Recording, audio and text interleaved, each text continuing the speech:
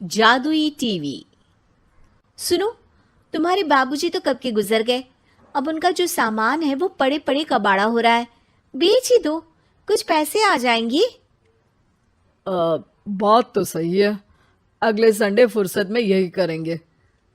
अगले संडे रोहित सारा सामान कबाड़ी को घर बुला के दे देता है। तभी उसकी नजर बाबूजी की पुरानी टीवी पर जाती है, जो इतने सालों तक कूड़े में पड़ी थी, फिर भी चमचमा रही थी। टीवी तो देखो, जैसे एकदम नई हो। हाँ, बाबूजी को टीवी देखना बहुत पसंद था। उनका सपना था कि वो टीवी पे आए। एक बार मौका भी था जब वो अपने गांव के गाने सुनाने किसी चैनल पर जाने वाले थे, पर मैं और मेरा भाई लड़ पड़े और बाबूजी को घर पर ही रुकना पड़ा। चला के देखें क्या? हाँ हाँ, क्यों नहीं, देख लेते हैं। पर शायद ही चले। बाबूजी ने उस लड़ाई के दिन के बाद टीवी देखना ही छोड़ दिया था। टीवी चालू करने के लिए उसमें केबल वायर लगा दिया जाता है।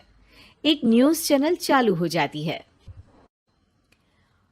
स्वर्ग की सीढ़ी के रास्ते हैं तीन, तीनों के तीन रास्ते हैं संगीन।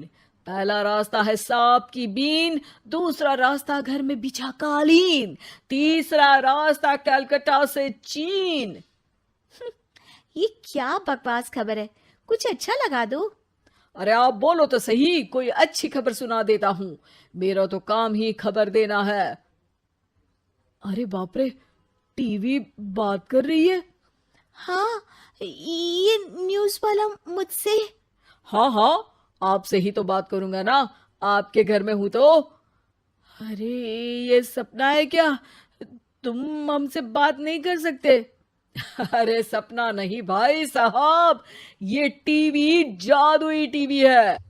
बोलो, क्या खबर सुननी है, वरना ब्रेक लेने का टाइम आ जाएगा। सुप्रिया घबरा के टीवी बंद कर देती है। वो क्या था? अरे एक बार और चालू करके देखे, फिर से बात करेगा तो चैनल बदल देंगे। सुप्रिया फिर टीवी चालू कर देती है। अरे ऐसा कोई मुंह पे टीवी बंद करके जाता है क्या? मुझे बुरा लगा आपका नेचर। चाय पानी तो पूछो। सुप्रिया टीवी के बटन से चैनल बदल देती है। अब टीवी पर एक फिल्म चल रही है। अरे ये तो सूर्यवंशम है ना?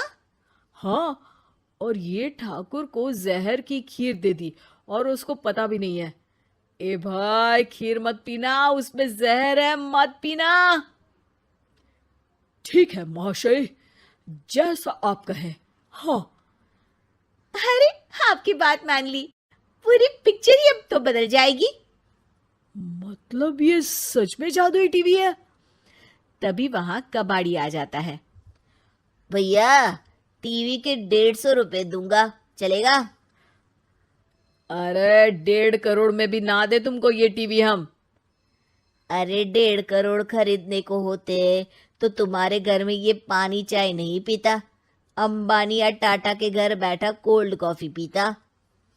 रोहित कबाड़ी का हिसाब करके उसे वहां से चलता करता है और अपने भाई शशिकांत को फोन लगा के बुलाता है। शशि थोड़ी ही देर में वहां पहुंच जाता है। क्या हो गया भैया? अरे बाबूजी का टीवी याद है? हाँ हाँ, जिसमें घुसे रहते थे हमेशा वो, और अपने को कुछ नहीं देखने देते थे। अरे वो अब जादुई टीवी बन गया है। भैया, आपकी बकवास करने की आदत अब तक नहीं गई। अरे आपके घर में बच्चे हैं, अब तो बड़ों जैसी बात करो। रोहित जाके टीवी चालू कर देता है। टीवी पर एक जादू का शो हो रहा है जिसमें एक जादूगर है। अब मैं अपनी टोपी में से कबूतर निकालूंगा। श्रिंग ब्रिंग शरिंग बम फोपा फुफी फुफा बाउ। टीवी से कबूतर निकलता है और शशिकांत के सर पर आकर बैठ जाता है। भैया, ये क्या हो रहा है? भैया इसे उड़ाओ। ए कबूतर, जा जा, कबूतर चल निकल।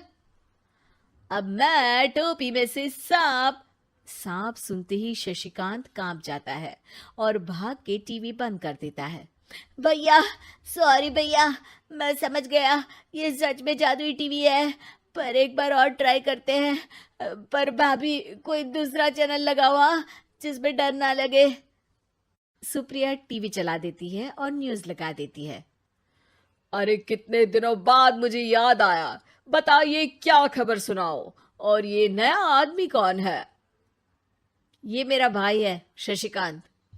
ओह यस, वही है ना जिससे तुम लड़ लिए थे किसी बात पे, और तुम्हारे बुढ़ाओ पिताजी गुस्सा हो गए थे और टीवी को संन्यास दे दिया था। हैं? तुमको कैसे पता ये सब? इस टीवी में रहने वाले आदमी से लेकर कबूतर तक को तुम्हारे बाबूजी और तुम्हारी बातें पता है, इसलिए तो ये जादुई टीवी है। ये टीवी क्या कर सकती है वैसे? तुम जो मांगो दे सकती है, कहानी बदल सकते हो, खबर बदल सकते हो, कोई चीज मांग सकते हो। अरे भैया, ये टीवी मैं लेके जा रहा हूँ। बाबूजी का लाडला तो मैं ही था ना। अरे ऐसे कैसे? मैं बड़ा बेटा था, अब तक मेरे घर में टीवी थी ना। अब तक कहाँ गए थे पिताजी के लाडले? तुम्हारी गलती का एहसास भी है।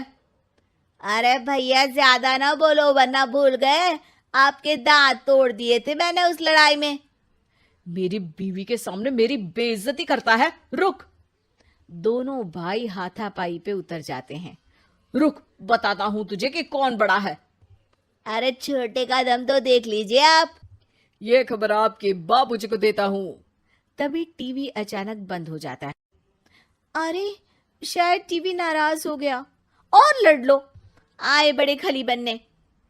टीवी से एक तेज रोशनी निकलती है और टीवी में बाबूजी दिखाई देते हैं। बापूजी आप? इतना चकरा क्यों रहा है? अपने बाप को नहीं पहचानता क्या? ये तो ऐसा ही है बाबूजी। प्रणाम बाबूजी। अरे चुप कर, तुम दोनों ही उल्टे हो। तुम्हारी वजह से मैंने टीवी में आने के सपने को छोड़ दिया, तुम्हारी लड़ाई की वजह से।